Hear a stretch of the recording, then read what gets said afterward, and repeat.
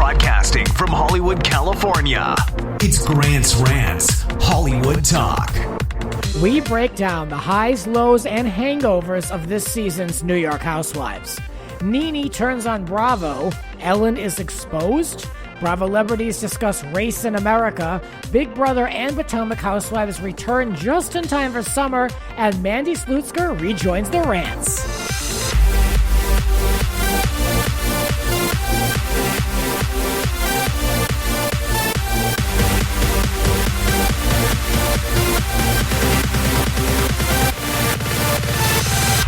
Let the ranting begin. I am joined by Mandy Slutsker from Is This Real Life, the podcast. Welcome back to Grant's Rants. Thanks, Grant. How are you doing today? You know, I'm doing all right. I got to actually see a friend for a few minutes. We walked the dogs, and it was an in-person interaction, which is so rare, and it put me in a good mood. So I know. The dog is the only thing keeping me sane right now. Yeah. How are you doing?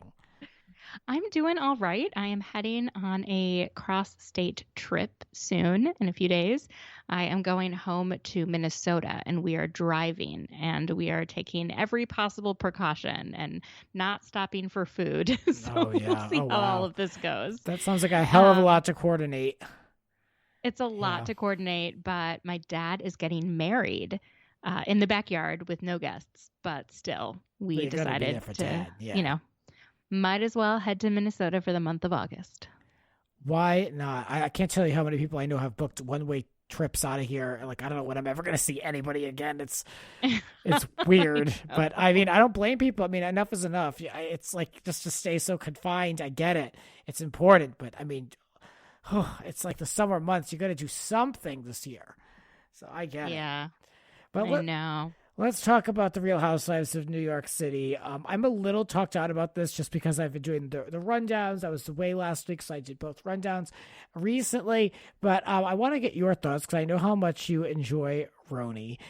This week in the news, Ramona is bragging on Instagram that perhaps she is the only one without a drinking problem. What do we think about this, Miss Pinot Grigio? I mean, I don't think she's wrong about this. I think she's got plenty of other problems, but I don't know if she has a drinking problem. Well, remember in the past seasons, they said that she was addicted to Pinot Grigio. I mean, they said it, but the thing is with Ramona, she always acts the same, no matter if she's drinking or not drinking. So it's really hard to tell, know? Yeah, that's true, actually, yeah. But, you run down the rest of the cast. I mean, Luann admittedly said she had an alcohol problem, although I'm not convinced that was her main problem. I think she had some other underlying issues. Leah McSweeney is sober now. We saw Sonia just completely get annihilated for the 1,000th time in Mexico. Dorinda has not just a drinking problem, but an anger issue. So Ramona, for faults, drinking may not be one of them. Yeah, I think you're right. Yeah, I mean, alcohol is, what do they say, is like the 6th or 7th cast member on the show. Like, it's always there. It is. Oh God, it used to be kind of funny. Like, I think I used to remember watching Luann fall in the bushes, and that trip was so hilarious. But it stopped being funny, and it's a little too dark. And so I'm glad that at least in that article, Andy Cohen said that they're going to be confronted or that they're going to confront each other or come to terms with their alcohol issues throughout the season. Mm-hmm. I look forward to seeing that because I feel like there hasn't been a lot of honest conversation about alcohol being a problem for these women. Well, I just wonder who's going to broker that conversation, or who's going to be the one to bring it, because they're all none of them, maybe it's Luann, she went to meetings, but I'm just trying to think of who is going to be the one that's going to say we need to have a serious conversation about this, because Ramona doesn't give a damn about any of them. Obviously Ramona. But she doesn't care about any of them. I know. It's not about her. It's not about anything. Concerned about Sonia. I do think she cares about Sonia. Yeah. For as much as a narcissist could care about another person. She has started to refer to Sonia as a liability. So, yeah, I mean, it's in her head. So maybe God, does it really come back down to Ramona as the end-all, be-all judgment? I guess. I have no idea. Or my guess is Leah steps away from the drinking because she hasn't been drinking that much the last few episodes. And maybe she talks about herself, and then it becomes a little bit easier for the rest of them to open up. Who knows? Could be. Yeah. Who knows how that this is gonna sounds go likely. down. Yeah. You know who I miss on the show, and I was never a major fan, but I miss Tinsley's presence on the show. Oh, I miss her so much. I've always liked Tinsley. I think she is fun. I appreciate Dale. I like what she brings and what she brought to the show. And I feel like her presence is sorely missed, especially because now Leah is out there to fend for herself with these women who, don't have her best interests at heart. Yeah. Except for maybe Dorinda. Dorinda's kind of taken a kinder, sort of motherly, supportive role with her. But Ramona is out for blood.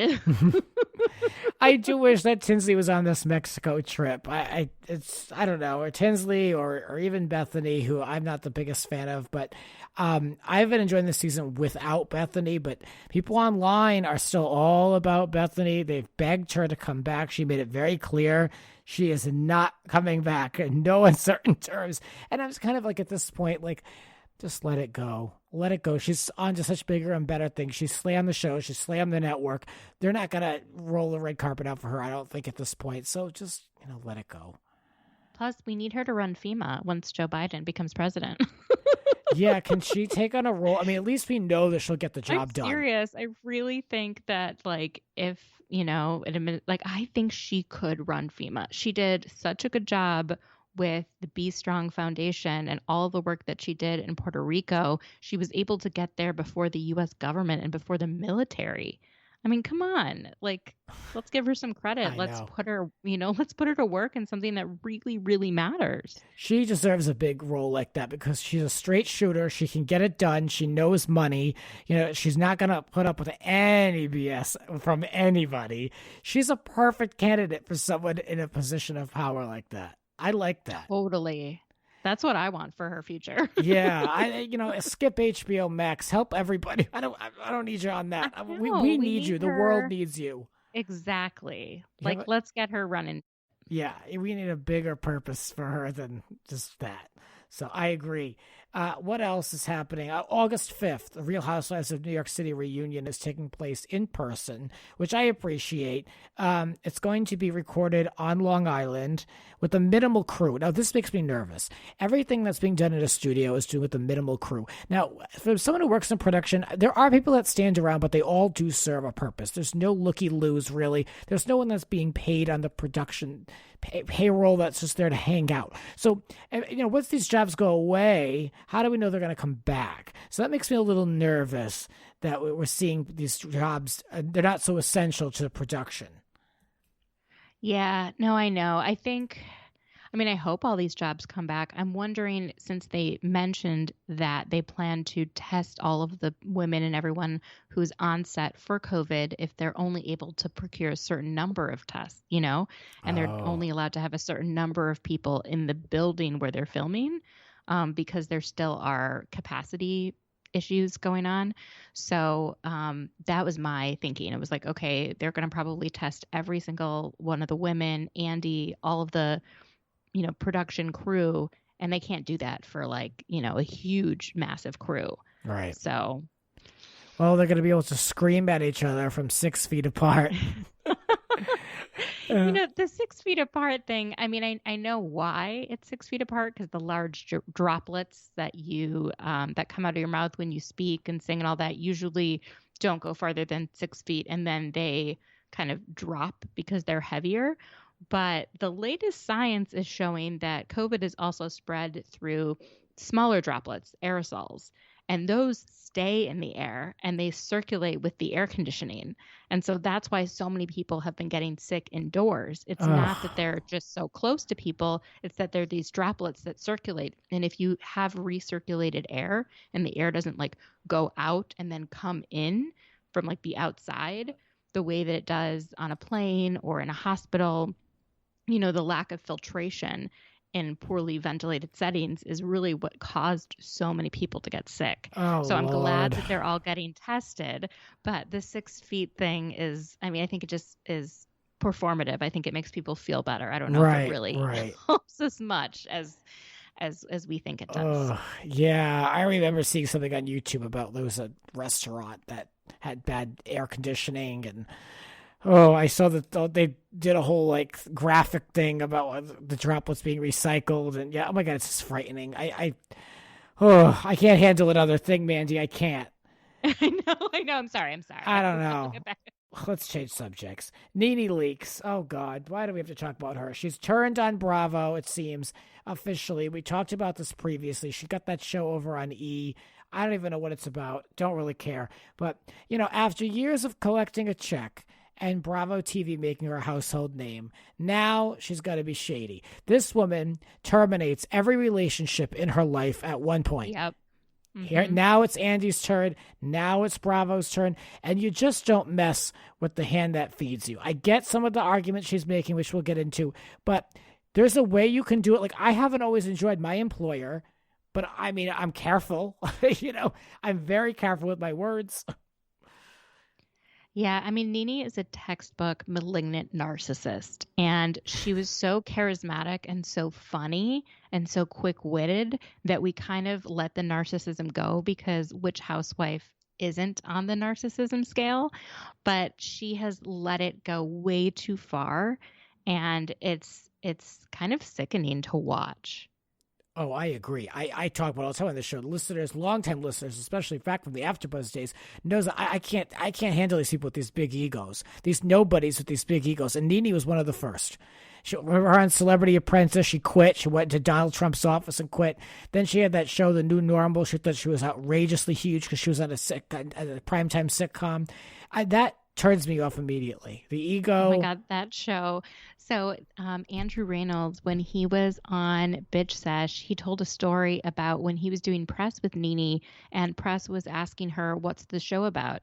And she's like, well, it's about this assistant who works with, and it's like, that's what her role was on the show. But the show was not about the assistant. It had nothing really to do with her. Exactly. So she, even when she was doing press on that, like, she could not keep it together. So she just lives in her own world. And I think that she's, there's a lot of things going on, but one of them, especially since the end of May, is Bravo has been having a lot more conversations about race. And they're asking a lot of the housewives from the Real Housewives of Atlanta, Real Housewives of Potomac, even Bronwyn and Leah McSweeney are joining a conversation on race relations on Sunday night. I think that she expected to be asked, but she's not in good standing with Bravo. And I don't know if she has a whole lot of credentials in terms of civil rights background, that, Portia's family, and she's been doing all this work, and she's working on bail funds and things like that. So I don't know why she expects to be asked. And she's in such bad standing with them. She's been trashing the network. She's been trashing Andy. And I don't know if she knows how to talk about an issue without centering herself. That's a very well laid out point. Way nicer than what I would say. Because you're absolutely right. But the thing is this, because she would make it all about herself. When I first looked, I watched some clips and I said, they could put Nene in there to add some, perspective. I mean, just throw her a bone and, get her involved in the conversation. She is a fan favorite, but, just putting network politics aside. But you're right. Perhaps she just doesn't have anything truly on the level in which they're looking for as far as like conversation goes. Maybe she can't speak to it. She is definitely a woman of privilege in her own right, which that's how she got on the show. But also, why is Bronwyn on this? She's also someone who I'm questioning. I love seeing Leah, but I don't know why she's on the show. I question why. I'm all for different perspectives. It doesn't have to be black and white only, or African American folks only. But Bronwyn, I'm not really looking to her for any real perspective on race relations. I think so. She has been very, very vocal about Black Lives Matter and about a bunch of other issues, especially LGBTQ stuff. Okay. And she's been marching, and she's been very active in educating herself and becoming an anti-racist ally. And so I think maybe that is where she comes in. I'll have to look forward and see it. I think with Leah, she also feels a little bit, she feels comfortable talking about race. I think there's few white housewives who would feel comfortable having a conversation where they have to come to terms with white privilege and the role that they play in society and the role that they play on Housewives in furthering sort of problematic racial stereotypes. And so I feel like those two women would feel comfortable in the role that they have, talking about it and listening. Interesting, because I looked at this initially that's my thinking. That makes a lot of sense. I initially looked at this as from a network perspective, and I'm like, why are they like putting her on there? Like, she's not like in the hierarchy of Bravo. I don't really think Bronwyn, she hasn't earned her stripes yet, but I get that she has a different perspective that lends to the conversation. I thought it was more like they just kind of handpicked, like a few people to sit in a chair and talk. But it sounds like there was a lot more thought. It sounds like there's a lot more thought to this. They seem to be the most vocal online about Black Lives Matter. Okay. About the movement, about... In fairness, I don't follow racial her, equality. So, yeah, I don't follow Yeah, it's been Bronwyn. interesting. They're not just posting a black box. They're actually kind of getting into the nitty-gritty and policies and history and the reasons why policies have been what they've been and how we need to sort of dismantle the system. And it's been fascinating to watch because it's actually piqued my interest for The Real Housewives of OC, which is my least favorite of all of the franchises, because I want to see how Bronwyn is around all of these, like, I don't know, MAGA ladies, I'm interested to see. She's got a very different lifestyle, different perspective. Right. She seems like she's still friends with them, but she even posted recently, I think it was a few days ago, that she's a blue in a sea of red and that she's like doing all this work ahead of the election. So that I'm fascinated by that stuff. Yeah, see, I don't have a perspective on her like that, mainly because I don't follow her, and I only know her from the show. And what we're given is this one dimension of these women that are pitted against each other for petty fights. So I'm actually interested to watch this. It's called Race in America, a movement, not a moment. And I think it's going to be great to see these women that they actually have, that these women have a brain in their head and they're not just there to gossip about the other housewife. I'm really actually curious to get their perspective. I say it so much on this show. I want to see more of their life and who they really are, as opposed to just going to lunch and then going to a dinner. Especially now, I need a little substance. So I'm curious to get their perspectives. It's going to air August 9th, which is a Sunday. It's 90 minutes. There's going to be 10 Bravolebrites, as we've discussed. And I give them credit for doing it. I really do. Is it airing on Bravo or is it air? It sounds like it is. I heard that a lot of this stuff was just digital. And I'm like, why is this just online? Like, what are you doing? Put it on Bravo. Oh, I think that was the conversations that they were having in June, kind of when the protests were going on. And I don't know, maybe they had already booked all the time. I have no idea in terms of, because it's usually on whenever Watch What Happens Live is on. So I wasn't sure. But they had a lot of conversations on race. They had Cory Booker and Kamala Harris on Watch What Happens Live, and they were fantastic with Rachel Lindsay and Laverne Cox. And so Andy's having a lot of conversations. I think the network is very open to having more conversations. I think that's a really good first step to at least admit that there is a problem and then start talking about it. I think, we want to see more action steps following this. I was just going to say that. Casting choices will, be the proof, diversify some of these shows, which I've been talking about and forever. I also hope that, producers, I hope they diversify not just what's on the camera, but who's behind the camera. Well, yeah. I mean, I don't disagree, but I have very little hope for things like that. Rachel Lindsay talks a lot about the Bachelor franchise and how a huge part of how it's edited is also based on people's experience. And so when she was the Bachelorette, she requested having more Black producers, but then those producers didn't stay on for the next Bachelor, so it was just then they lose that talent and those really, really important perspectives. So I hope this is a change that is not just, a one-off, but that Bravo can actually make some serious steps, and the different production companies they work with, like Evolution Media, are taking the steps to hire more diverse people behind the cameras. Good point. I agree. When we come back, we're going to be taking a look at some other more broad Hollywood talk here on the podcast. We're going to be taking a look at Ellen. I already covered the story, but hey, I mean, this has taken a whole other turn. I didn't think it would go any further than it has, so I wanted to discuss this. Also, some returning TV, which looks interesting, and a little bit of good news at the end of the show. We'll be back in a moment. Now this.